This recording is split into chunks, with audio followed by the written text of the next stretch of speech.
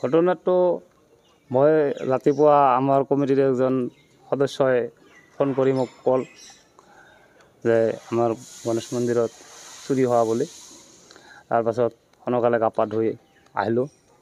আহি তো এনেকৈ দেখা পালোঁ মন্দিৰৰ উত্তৰ ফালৰ চক্ৰ এটা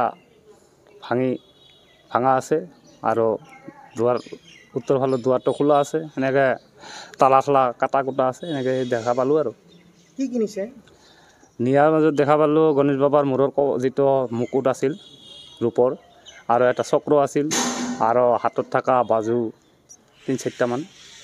এইখিনি বস্তু ৰূপৰ আছিলে।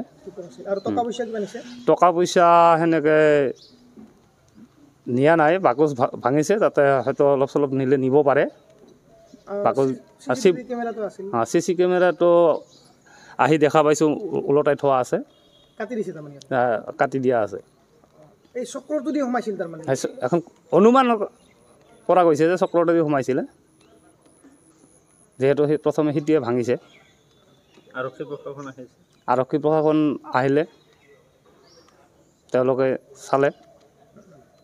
এতিয়া বাকীটোক আৰু বাকীখিনি তেওঁলোকৰ ওপৰত নিৰ্ভৰ কৰি হ'ব আৰু।